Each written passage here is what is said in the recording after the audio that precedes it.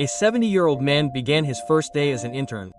In his new office, the young employees were busy with their modern devices. Meanwhile, the man opened his old leather briefcase and pulled out 2 pens, a calculator, reading glasses, and his old cell phone. He was lagging far behind in his work.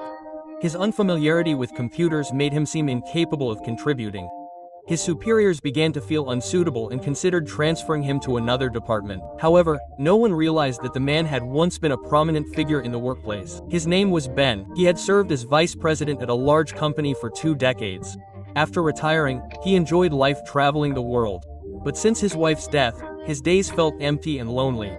He tried socializing at cafes, but the conversations of today's young people felt foreign to him. Until one day, he saw a flyer recruiting seniors for internships. Ben immediately became intrigued. If everyday life was so empty of conversation, why not return to the workforce? With his experience and calm demeanor, he successfully passed the selection process and was accepted as the CEO's assistant. The CEO was Jules, a young, intelligent, and visionary woman. In a short time, she built the company from scratch. With his super busy schedule, he felt Ben's presence was actually slowing down his work rhythm. For a whole week, Ben followed Jules's schedule from morning to night, but was not given any work. Feeling unwilling to stay idle, Ben began to help in other areas. He helped with deliveries, responded to customer complaints, and discussed with the creative team in a short time. Thanks to his experience, he managed to impress his colleagues at work. Ben brought a different energy, calm, humble, and empathetic. One day, Ben caught Jules's driver secretly drinking alcohol. Ben calmly advised him and suggested that the driver take a day off. Meanwhile, Ben himself took his place.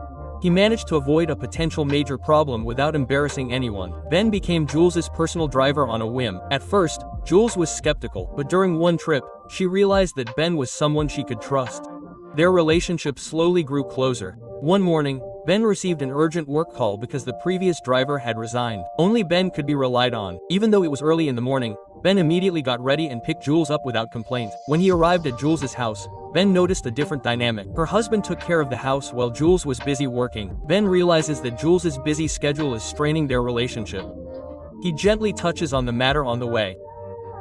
But Jules feels uncomfortable and requests a transfer to another division.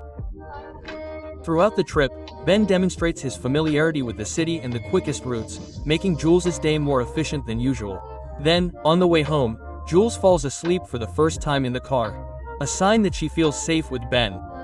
But the next morning, on her way to work, Jules discovers her new driver is a woman.